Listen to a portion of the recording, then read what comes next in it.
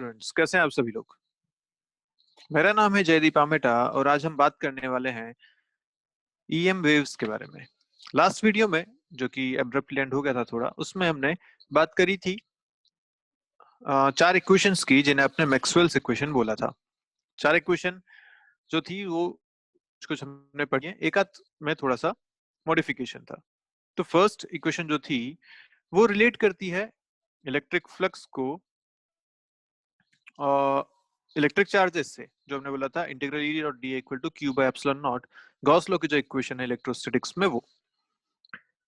अब fundamental equation electrostatic की और जनरल इक्वेशन भी है जो इंड्यूस्ड इलेक्ट्रिक फील्ड में भी काम आ सकती है।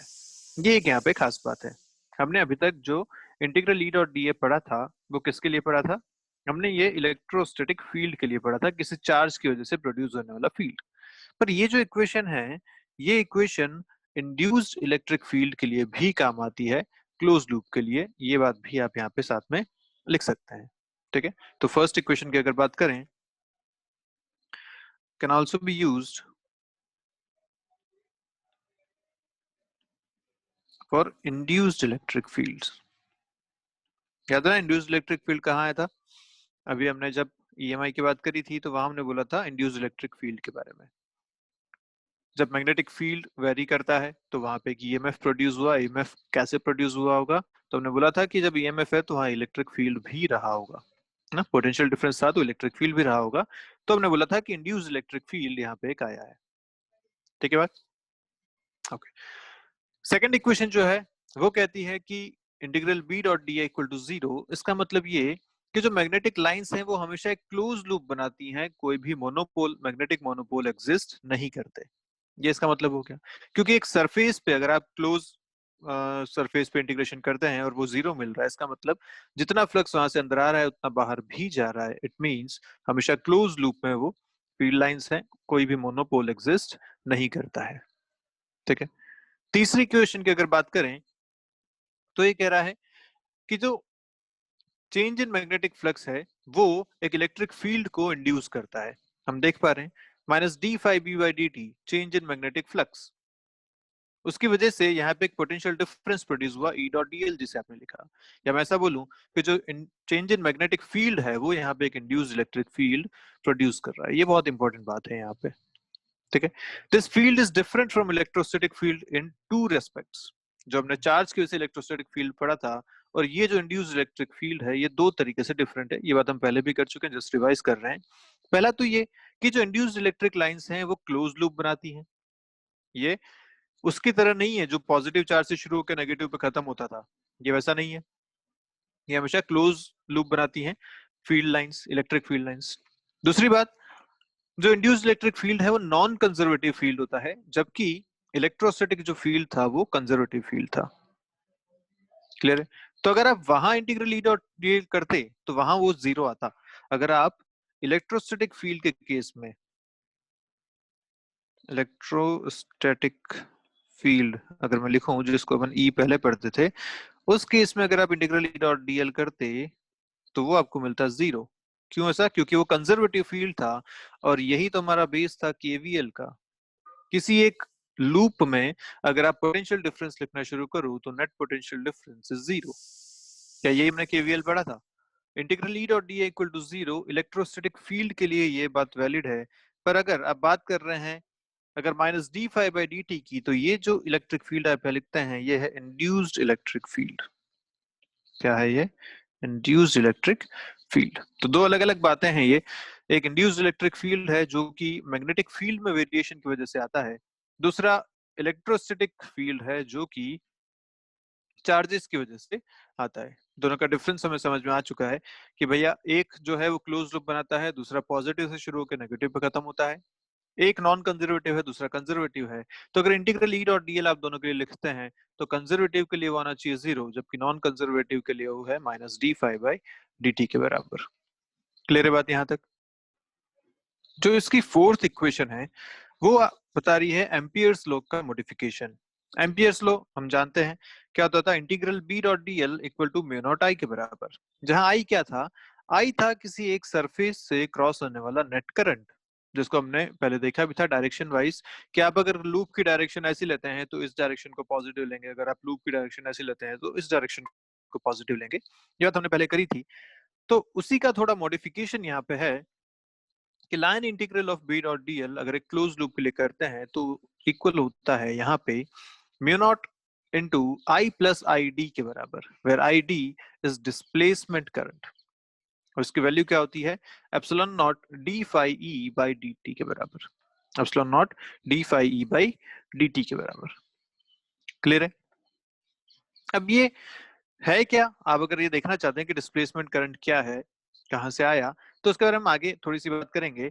फिलहाल हम बात करते हैं कि ये जो मैक्सवेल की थ्योरीज है इससे हमें क्या क्या चीजें प्रूव हुई या क्या क्या हमारे पास रिजल्ट्स आए।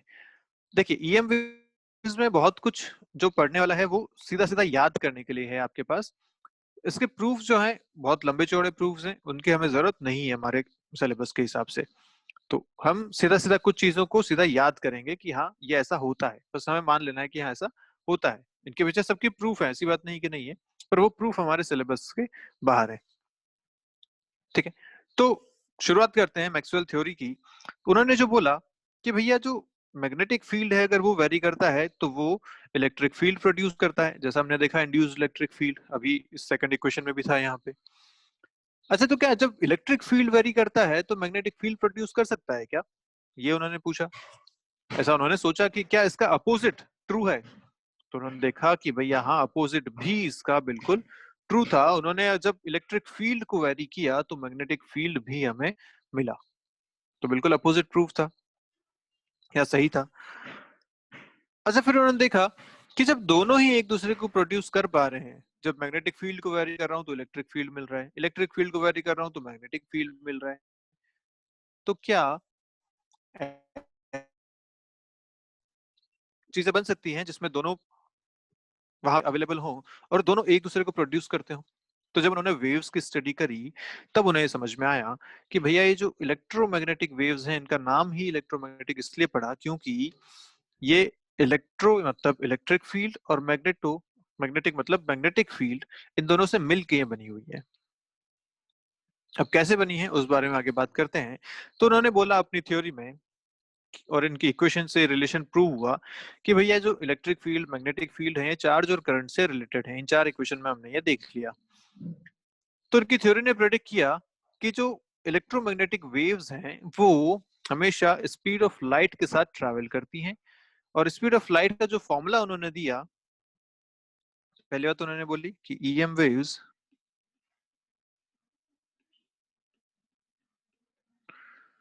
Travels with speed of light in vacuum, obviously क्योंकि मीडियम के साथ बदलता रहता है। इन वैक्यूम ये हो गया। उसके बाद उन्होंने बोला विच इज इक्वल टू सी। दूसरी बात उन्होंने बोली कि जो सी की रिलेशन है या स्पीड ऑफ लाइट का जो फॉर्मूला है वो है 1/√ओवर म्यू नॉट एप्सिलॉन नॉट के बराबर। ये उन्होंने फॉर्मूला दिया, इसका पूरा प्रूफ भी उन्होंने दिया साथ में, लेकिन उसकी फिलहाल हमें जरूरत नहीं है। 1/√ओवर म्यू नॉट एप्सिलॉन नॉट। अब देखिए यहाँ पे दोनों कंपोनेंट आ गए। ये आपने कहाँ पढ़ा था, मैग्नेटिक फील्ड के कंपोनेंट्स में पढ़ा था, और ये कहाँ पढ़ा था आपने, इलेक्ट्रिक फील्ड में पढ़ा था। इन दोनों को मिला के इन्होंने सी का फॉर्मूला निकाला। आपको ये फॉर्मूला याद रखना है, बहुत ही इंपॉर्टेंट फॉर्मूला है ये। सी इक्वल टू 1/√ओवर mu naught epsilon naught. Clear बात? म्यू नॉट की वैल्यू कितनी होती थी याद कीजिए, 4 pi into 10⁻⁷ tesla metre per ampere, ये इसकी यूनिट आती थी। एप्सिलॉन नॉट की वैल्यू क्या होती थी, 8.85 इंटू 10⁻12 कूलम्ब स्क्वायर पर न्यूटन मीटर स्क्वायर, ये इसकी यूनिट आती थी। अगर आप इन दोनों को रख के यहाँ पे सी कैलकुलेट करेंगे, इन दोनों वैल्यूज को रख के रूट लेके इनवर्स लेके जब सी कैलकुलेट करेंगे तो आपका फाइनल आंसर आएगा 2.9979 इंटू 10⁸ मीटर पर second, which is speed of light.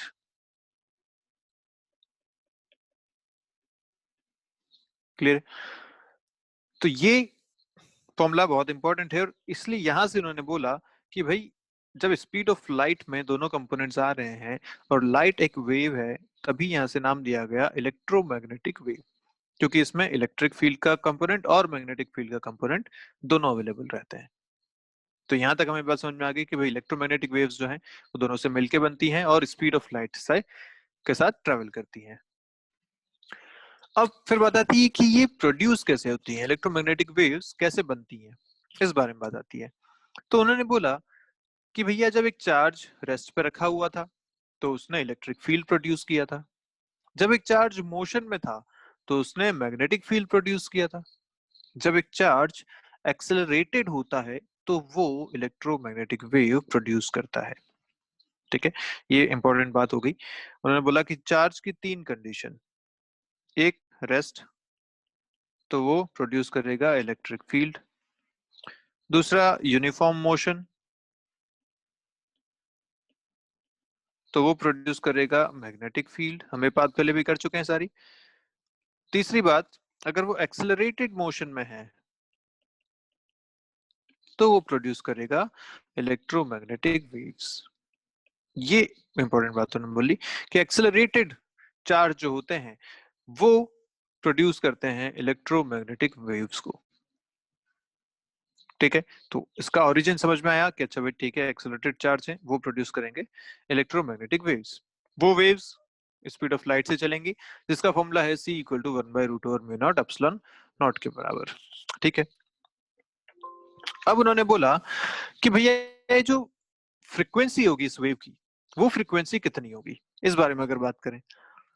तो उन्होंने बोला कि जो ऑसिलेटिंग बॉडी है जो वेव प्रोड्यूस कर रही है उसकी जो फ्रीक्वेंसी है वही फ्रीक्वेंसी उस वेव की भी फ्रीक्वेंसी होगी। तो उन्होंने बोला कि अगर आप एक चार्ज ऑसिलेटर लेके आते हैं या एक ऐसा इंस्ट्रूमेंट है जिसमें चार्ज लगातार ऑसिलेट कर रहे हैं, तो कोई भी ऑसिलेटिंग ऑब्जेक्ट जब होता है ना तो उसका एक एक्सेलरेशन होता है। हम पहले भी पेंडुलम के बारे में बात कर चुके हैं कि पेंडुलम की अगर आप स्पीड देखो या वेलोसिटी देखो तो समय के साथ चेंज होती है। जब वो लोएस्ट पॉइंट पे होता है तो वो तेज चल रहा होता है, फिर ऊपर जाते जाते वो स्पीड जीरो होती है, फिर नीचे आता है फिर तेज चलता है, फिर ऊपर जाते जाते स्पीड जीरो होती है। तो मतलब उसके पास एक एक्सेलरेशन हमेशा होता है। सोचो एक चार्ज अगर इस तरीके से ऑसिलेट कर रहा है तो उसके पास ऑसिलेशन की वजह से एक्सेलरेशन है, एक accelerated charge electromagnetic wave produce करेगा और वो वेव की फ्रीक्वेंसी जो होगी वो उतनी ही होगी जितनी उस चार्ज के ऑसिलेशन की है। तो ये बात उन्होंने बोली कि भाई एक ऑसिलेटिंग बॉडी अगर इलेक्ट्रोमैग्नेटिक वेव प्रोड्यूस कर रही है तो उस बॉडी की जो फ्रीक्वेंसी है वही फ्रीक्वेंसी उस वेव की भी होगी। ठीक है, तो लिख लेते हैं, when an oscillating body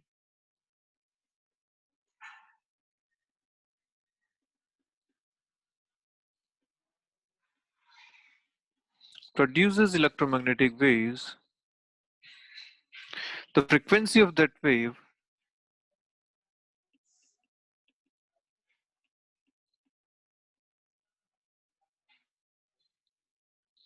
is the frequency of oscillation of body.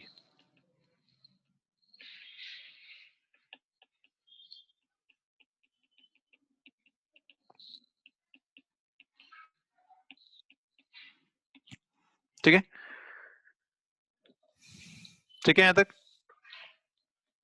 चलिए आगे बढ़ते हैं, बात करते हैं इसके बारे में और। तो ठीक है भैया, ये इलेक्ट्रोमैग्नेटिक वेव्स जो हैं वो प्रोड्यूस हो गई, वो चलने भी लगी विद वेलोसिटी c, उनकी फ्रीक्वेंसी भी हमें समझ में आ गई कि जो ऑसिलेशन चार्ज का एक्चुअली हो रहा है उसी फ्रीक्वेंसी के साथ वेव भी चलेंगी, वही फ्रीक्वेंसी वेव की भी होगी।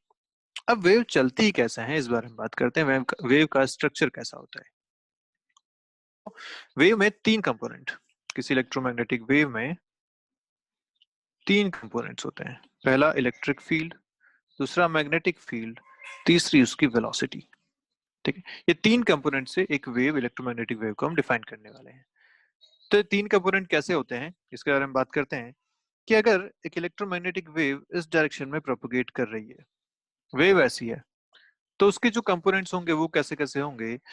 इस तरफ होगा इसका इलेक्ट्रिक फील्ड वाला कंपोनेंट और इस तरफ होगा इसका मैग्नेटिक फील्ड वाला कंपोनेंट। तो इलेक्ट्रिक फील्ड, मैग्नेटिक फील्ड और वेलोसिटी, ये तीनों हमेशा म्यूचुअली परपेंडिकुलर होते हैं। कैसे होते हैं? म्यूचुअली परपेंडिकुलर, ऐसा। क्लियर है? तो एक्स वाई जेड डायरेक्शन अगर मान लेंगे तो वेलोसिटी एक्स डायरेक्शन में है, इलेक्ट्रिक फील्ड वाई डायरेक्शन में है, और मैग्नेटिक फील्ड यहाँ पे जेड डायरेक्शन में है। इस तरीके से इनका ऑसिलेशन होता है। तो अगर मैं इलेक्ट्रिक फील्ड वेक्टर के लिए अगर वेव बनाना चाहूँ तो देखिए वेव जो बनेगी, सिर्फ इलेक्ट्रिक फील्ड का अगर मैं वेरिएशन बताऊं तो कुछ ऐसा बन रहा होगा।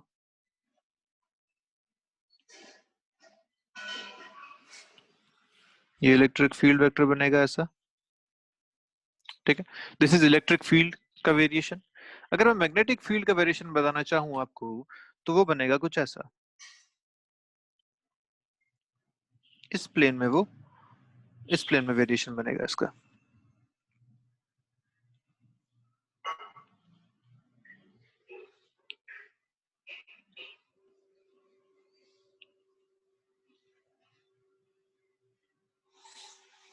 एक अगर वाई जेड प्लेन में है, या आप मान लीजिए कि अगर एक्स एक्सिस है, ये वाई एक्सिस है और ये जेड एक्सिस है, तो बोल सकता हूँ कि इलेक्ट्रिक फील्ड जो बन रहा है, ये इलेक्ट्रिक फील्ड जो लाइंस बन रही हैं ये पूरी की पूरी एक्स वाई प्लेन में है। जबकि जो मैग्नेटिक फील्ड वाली लाइंस बन रही हैं, ये जो लाइन बन रही है ये एक्स जेड प्लेन में है। ठीक है, 3D डायग्राम है, थोड़ा सा आपको इसमें इमेजिन करना पड़ेगा। मैं इसको अगर थोड़ा सा और बता दूं तो ये जो तेवे बन रही हैं वो ऐसी बन रही हैं,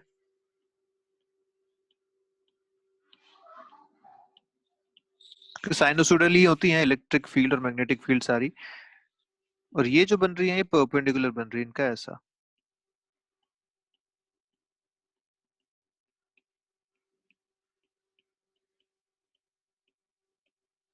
इस तरीके से बनता है। आई गेस अभी आपको कुछ विजुअल हो रहा होगा ये, जिसमें अगर वर्टिकल प्लेन में देखोगे तो इलेक्ट्रिक फील्ड वेरी कर रहा है, हॉरिजॉन्टल प्लेन में मैग्नेटिक फील्ड वेरी कर रहा है।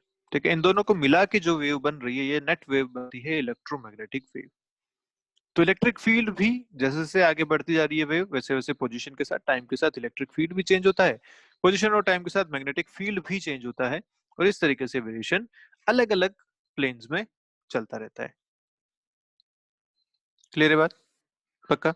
तो ये होता है इनका इलेक्ट्रिक इलेक्ट्रोमैग्नेटिक वेव का स्ट्रक्चर, जहां पे तीन चीजें हमें ध्यान रखनी है, इलेक्ट्रिक फील्ड, मैग्नेटिक फील्ड और वेलोसिटी। तीनों ही म्यूचुअल परपेंडिकुलर होती है। इलेक्ट्रिक फील्ड अगर वर्टिकल प्लेन में है तो मैग्नेटिक फील्ड हॉरिजॉन्टल प्लेन में है, और वेलोसिटी इन दोनों के ही परपेंडिकुलर यहाँ पे चल रही है। क्लियर है बात? अगर मैं यहाँ पे इनकी इक्वेशंस लिखना चाहूँ तो इनकी जो इक्वेशन लिखी जाती है वो बनती है, पोजीशन और टाइम के साथ जो इक्वेशन बनेगी वो इलेक्ट्रिक फील्ड की इक्वेशन बनेगी कुछ ऐसी, is equal to E max या ई नॉट जिसको हम लिखते थे, cos of K X minus omega T. और इसे मैग्नेटिक फील्ड की जो इक्वेशन लिखेंगे तो लिखेगी बी मैक्स, जो मैग्नेटिक फील्ड की मैक्सिमम वैल्यू है, cos of K X minus omega T. X समझ में आ रहा है, पोजीशन के साथ चेंज हो रहा है, जिस जैसे जैसे आगे बढ़ते जाएंगे वैसे वैसे पोजीशन चेंज होगी, टी टाइम के साथ इसमें चेंज हो रहा है, और ये इनका रिलेशन बनता है। अब यहाँ पे ई मैक्स और बी मैक्स जो है वो तो मैक्सिमम वैल्यूज ऑफ फील्ड है, E max and B max are maximum values of field. Electric field magnetic field है तुम्हें पता ही है। दूसरी बात, जो के है उसे बोला जाता है एंगुलर वेव नंबर। क्या बोलते हैं इसे? Angular wave number. और इसकी जो वैल्यू होती है वो होती है 2 पाई बाय लैम्डा के बराबर। क्या वैल्यू है के की? 2 पाई बाय लैम्डा के बराबर। Lambda is wavelength of the wave, ये तो पता ही है हमें लैम्डा क्या है, वेवलेंथ ऑफ द वेव। ठीक है, तो एक नया कांस्टेंट यहाँ पे बताया गया, एंगुलर वेव नंबर, जिसकी वैल्यू होती है 2 पाई बाय लैम्डा के बराबर। ठीक है, अगर एंगुलर फ्रीक्वेंसी लिखनी है ओमेगा, वो हमें पता ही है, ओमेगा इज एंगुलर फ्रीक्वेंसी, जिसकी वैल्यू क्या होती है 2 पाई एफ के बराबर एंगुलर फ्रीक्वेंसी होगी। और एफ जानते हैं वेव की फ्रीक्वेंसी है, या वही ऑसिलेशन की भी फ्रीक्वेंसी है जिससे चार्ज ऑसिलेट करता है, वो भी हम जानते हैं। ठीक है, अब अगर मैं देखो ओमेगा और के का रेशियो यहाँ से बताऊं तो ओमेगा बाई के करते हैं कितना आएगा। ओमेगा को लिखोगे आप 2 पाई एफ के बराबर, के आपने लिखा है 2 पाई बाय लैम्डा के बराबर। इसको मैं लिख सकता हूँ lambda into F, and this lambda into F is nothing but speed of light. ये क्या है? स्पीड ऑफ लाइट के बराबर। तो ये भी एक बहुत इंपॉर्टेंट रिलेशन है आपके पास कि this omega by K is equal to C. Clear है? पक्की बात? स्पीड ऑफ लाइट कैसे लिख लिया अपन इसको भाई, एफ को आप लिख सकते हो 1/t, एफ को लिखा सकते हैं ना टाइम पीरियड के बराबर। तो हमें पता है कि लैम्बडा बाई टी मतलब कितना डिस्टेंस कितने टाइम में चला, ये तो लिखा है, और हमें पता है ये होती है वेलोसिटी, और ईएम वेव की जो वेलोसिटी होती है वो है सी के बराबर, इसलिए हमने इसको सीधा लिख लिया सी के बराबर। Lambda into F is nothing but velocity, या lambda by time is nothing but velocity which is equal to C here. तो ओमेगा बाई के की जो वैल्यू आती है वो होती है सी के बराबर। ये भी एक इंपॉर्टेंट रेशियो आपके पास है, ये भी आपको ध्यान रखना है। तो के हो गया एंगुलर वेव नंबर, सी हो गया ओमेगा बाई के के बराबर, एक फॉर्मूला पहले भी हम पढ़ चुके हैं 1/√म्यू नॉट एप्सिलॉन नॉट के बराबर। इलेक्ट्रिक फील्ड और मैग्नेटिक फील्ड की जो इक्वेशन है वो भी आपको ध्यान रखनी है। एक्स और टी दोनों के साथ ये वैरी करती हैं, इसलिए यहाँ पे दो कंपोनेंट्स है, एक एक्स का दूसरा टी का, पोजीशन और टाइम दोनों के साथ। इक्वेशन ध्यान रखनी है, यहाँ पे कॉस वाला कंपोनेंट आ रहा है, E max cos of K X minus omega T, ऐसे ही B max cos of K X minus omega T. आगे बढ़ते हैं, इसमें एक रिलेशन और देखते हैं। वो रिलेशन ई और बी का रिलेशन है। क्या कहता है रिलेशन? अगर जब हम इसको प्रूव करें सी इक्वल टू 1/√म्यू नॉट एप्सिलॉन नॉट को, तो उसमें एक रिलेशन मिलता है, del E by del X is equal to del B by del T. ऐसा एक रिलेशन अपने पास बीच में वहां पे आता है। ठीक, अगर मैं यहाँ पे ई की जगह ये इक्वेशन रखता हूँ, E max cos of K X minus omega T, और बी की जगह इक्वेशन रखता हूँ B max cos of K X minus omega T, इनको डिफ्रेंशिएट करके इक्वेट करता हूँ।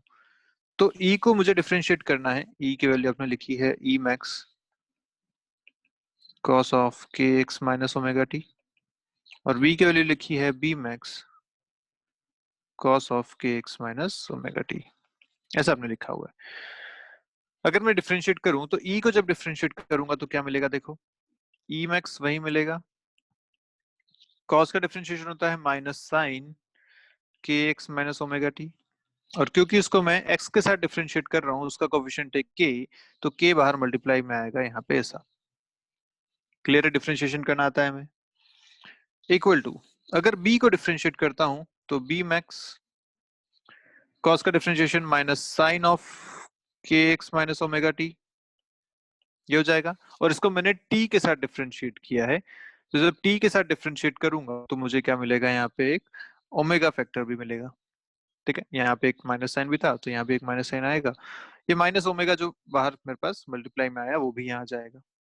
ठीक है, अब दोनों को अगर इक्वेट करें तो देखिए क्या मिलता है, इधर से मिला E max by B max equal to, अगर इस तरफ चलें तो ये आ रहा है आपके पास ओमेगा बाई के, भाई साइन के एक्स माइनस ओमेगा टी दोनों तरफ से कैंसिल हो गया, माइनस माइनस साइन कैंसिल हो गया, बचा आपके पास ओमेगा बाई के, और ओमेगा बाई के को अभी आपने लिखा है किसके बराबर, सी के बराबर, तो ये भी आपको वैल्यू यहाँ से मिलती है omega by K equal to सी।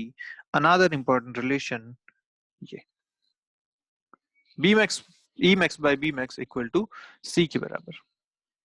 और ये जो रेशियो है ये हर इंस्टेंट पे वैलिड है, तो आप इसके लिए ये भी लिख सकते हैं, एट एनी इंस्टेंट या at every instant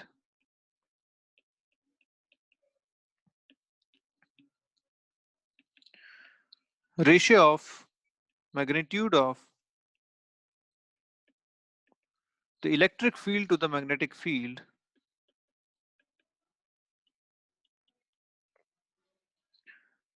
in an electromagnetic wave equals the speed of light।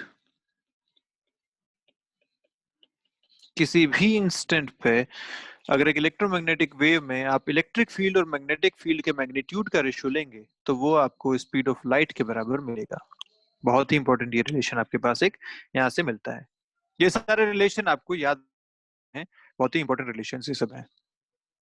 Clear है? नेक्स्ट अगर बात करें तो इलेक्ट्रोमैग्नेटिक वेव जो है वो सुपरपोजिशन प्रिंसिपल को भी ओबे करते हैं। ये तो कोई भी वेव हमने पहले भी पढ़ी थी, जब एसएचएम में बात करते थे तब भी ये बात करी थी। सुपरपोजिशन प्रिंसिपल कोई भी वेव ओबे करती है, ऐसे इलेक्ट्रोमैग्नेटिक वेव जो है वो भी सुपरपोजिशन प्रिंसिपल को ओबे करती हैं।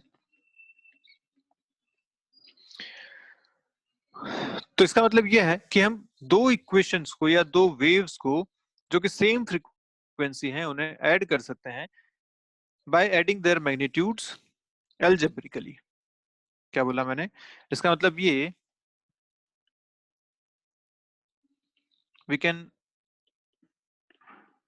add two waves of same frequency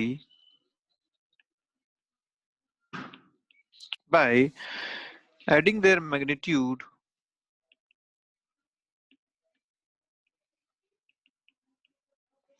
algebraically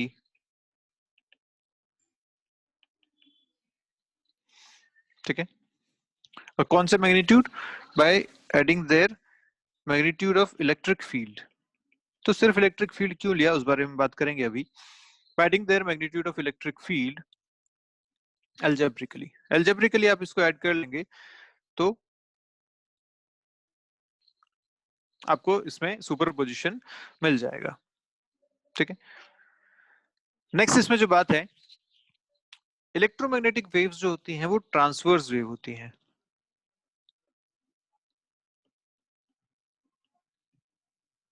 और ये तो आप पहले भी कह सकते थे वेव्स को देख के ही। कैसे? क्योंकि आपने जो वेव बनाई उसमें वेव की वेलोसिटी इस तरफ बनाई, लेकिन इलेक्ट्रिक फील्ड और मैग्नेटिक फील्ड का जो वेरिएशन बताया वो परपेंडिकुलर बताया। और ऐसा कब होता है कि जब पार्टिकल का जो मैग्नीट्यूड का वेरिएशन है वो वेलोसिटी के परपेंडिकुलर हो, ऐसी वेव्स को बोलते हैं ट्रांसवर्स वेव। ठीक है। The component of electric and magnetic field of the plane electromagnetic waves are perpendicular to each other, है ना, and perpendicular to the direction of velocity या वेव प्रोपगेशन, इसलिए हम बोलेंगे कि ये ट्रांसवर्स है। तो ऐसा लिख सकते हैं कि E is perpendicular to velocity as well as B is perpendicular to velocity and also E is perpendicular to B। ये सारी चीजें यहाँ पे हैं। जब वेव प्रोपगेशन के परपेंडिकुलर मैग्नीट्यूड का वेरिएशन होता है तो हम कह सकते हैं कि ऐसी वेव्स को ट्रांसवर्स वेव कहा जाता है। क्लियर बात? और जो इसमें आखिरी इंपॉर्टेंट बात है वो ये कि जो इलेक्ट्रिक फील्ड के वेक्टर होते हैं वो रेस्पॉन्सिबल होते हैं ऑप्टिकल इफेक्ट्स के लिए। हमें जो लाइट्स दिखती हैं उसके पीछे इलेक्ट्रिक फील्ड वेक्टर का इसमें रोल होता है। तो इसीलिए हम जब ईएम वेव्स पढ़ते हैं तो मेजोरिटी ऑफ थिंग्स हम सिर्फ इलेक्ट्रिक फील्ड वेक्टर के बारे में बात करते हैं, हम मैग्नेटिक फील्ड वेक्टर के बारे में बहुत बात नहीं करते। क्योंकि जो भी हमें ईएम वेव्स दिखती हैं उनका रोल, उनके दिखने के पीछे जो वजह होती है वो सिर्फ और सिर्फ इलेक्ट्रिक फील्ड वेक्टर होता है। क्लियर? तो आप ये बात भी लिख सकते हैं, the electric field vector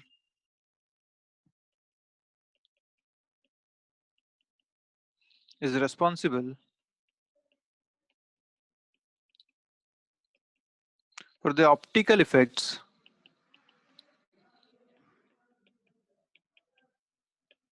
of EM wave and is called light vector। तो जो इलेक्ट्रिक फील्ड वाला वेक्टर है उसे लाइट वेक्टर भी कहते हैं, क्योंकि ऑप्टिकल इफेक्ट्स जो प्रोड्यूस होते हैं वो उसकी वजह से ही प्रोड्यूस हो पाते हैं। क्लियर है बात? तो ये कुछ कुछ बेसिक बेसिक बातें इलेक्ट्रोमैग्नेटिक वेव्स के बारे में है। एक बार जल्दी से इन सबको फिर से अपन देख लेते हैं। सबसे पहली बात, चार इक्वेशन है। कौन कौन सी मैक्सवेल ने दी हैं चार इक्वेशंस? पहली, गॉस लॉ इन इलेक्ट्रोस्टैटिक्स, जो कि रिलेट करता है इलेक्ट्रिक फील्ड को चार्ज से। दूसरी equation, Gauss law in magnetostatics, जो मैग्नेटिक फील्ड को रिलेट करता था करंट से, लेकिन इसने ये बता रहा है कि ये हमेशा क्लोज लूप होते हैं, मोनोपोल एग्जिस्ट नहीं करता। तीसरी जो इक्वेशन है वो है फैराडेज लॉ की। वो क्या थी? इंड्यूस्ड इलेक्ट्रिक फील्ड और मैग्नेटिक फ्लक्स के वेरिएशन को रिलेट करता है, या फिर हम कह सकते हैं कि एक मैग्नेटिक फील्ड में जो वेरिएशन है वो इंड्यूस्ड इलेक्ट्रिक फील्ड प्रोड्यूस करता है।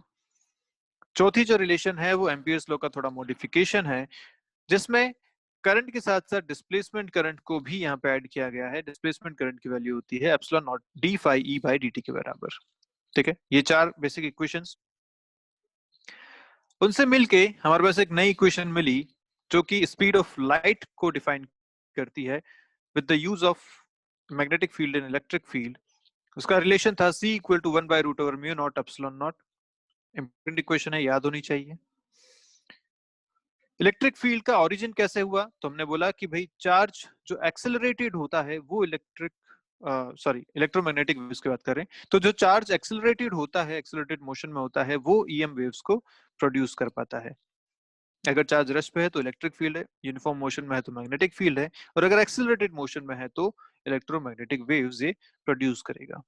अच्छा, किस फ्रीक्वेंसी के प्रोड्यूस करेगा? तो जितनी फ्रीक्वेंसी के साथ वो चार्ज ऑसिलेट कर रहा है उसी फ्रीक्वेंसी की अपने पास इलेक्ट्रोमैग्नेटिक वेव भी मिलेगी। कैसी होती है वेव? तो उसमें तीन कंपोनेंट्स हम देखते हैं, इलेक्ट्रिक फील्ड, मैग्नेटिक फील्ड, ये दो कंपोनेंट्स, और तीसरा जो बताया जाता है वो है वेलोसिटी। कंपोनेंट्स तो दो ही हैं, electric field and magnetic field, पर बनाने के लिए जो तीसरी इंपॉर्टेंट चीज है वो है वेलोसिटी। और परपेंडिकुलर होते हैं, ये ध्यान रखिए कि अगर वेलोसिटी टुवर्ड्स एक्स एक्सिस है तो इलेक्ट्रिक फील्ड वाई पे होगा और मैग्नेटिक फील्ड जेड पे होगा। इस तरीके से इनका वेरिएशन चलता है। या अगर प्लेन की बात करें तो वर्टिकल प्लेन इलेक्ट्रिक फील्ड हो गया, हॉरिजॉन्टल प्लेन मैग्नेटिक फील्ड हो गया, और जो एक्स एक्सिस है वो आपका वेलोसिटी हो गया। तीनों परपेंडिकुलर होते हैं इसलिए ट्रांसवर्स वेव भी होती है, ये बात भी हम आगे लिख चुके हैं। इनकी जो इक्वेशन आती है इलेक्ट्रिक फील्ड और मैग्नेटिक फील्ड की, वो इस तरीके से बनती है, E max cos of K X minus omega T, और मैग्नेटिक फील्ड की B max cos of K X minus omega T. के है यहाँ पे एंगुलर वेव नंबर जिसको डिफाइन किया गया 2 पाई बाय लैम्डा से, lambda is wavelength. Omega angular frequency है, 2 पाई एफ के बराबर होता है, एफ वेव की फ्रीक्वेंसी है। अगर इन दोनों का रिलेशन देखा जाए तो ओमेगा बाई के हमें सी के बराबर मिलता है, अनदर इंपॉर्टेंट रिलेशन है ये। इसी तरीके से एक रिलेशन और आपको मिला जो कि मिला E max by B max equal to C के बराबर, मतलब इनका मैग्नीट्यूड का जो रेशियो होता है वो भी हमेशा स्पीड ऑफ लाइट के बराबर होता है। तो अनदर इंपॉर्टेंट इक्वेशन। ओके, जो ईएम वेव्स होती हैं वो सुपरपोजिशन प्रिंसिपल को फॉलो करती हैं। मतलब आप अगर इनके इलेक्ट्रिक फील्ड का जो मैग्नीट्यूड है उसको अलजेब्रिकली ऐड कर दें सेम फ्रीक्वेंसी वाली वेव्स के लिए, तो आप सुपरपोजिशन अचीव कर सकते हैं। एक इक्वेशन वहां से आप आराम से बना सकते हैं, दो को ऐड करके एक इक्वेशन वहां से मिल सकती है। ट्रांसवर्स वेव वाली बात कर ही ली है। लास्ट बात जो है, इलेक्ट्रिक फील्ड जो वेक्टर है वो रेस्पॉन्सिबल होता है ऑप्टिकल इफेक्ट्स के लिए, तो उसे लाइट वेक्टर भी कहते हैं। और मोस्टली हम जो इसमें बात करेंगे वो इलेक्ट्रिक फील्ड के बारे में ही करने वाले हैं। ठीक है, तो ये बेसिक बातें हुई इलेक्ट्रोमैग्नेटिक वेव्स की। नेक्स्ट वीडियो में हम और बातें करेंगे इसके बारे में कि इनकी एनर्जी कितनी होती है, कितनी एनर्जी लेके चलती हैं। बहुत छोटा सा ये चैप्टर है, बहुत सारी चीजें याद रखने लायक ही हैं, तो इनको याद रखिएगा। यूज होती हैं, कई बार क्वेश्चन पे पूछे जाते हैं। ठीक है, चलिए मिलते हैं नेक्स्ट क्लास में, तब तक के लिए बाय बाय आप सभी लोगों को। पढ़ते रहिए, कोई डाउट है तो पूछेगा।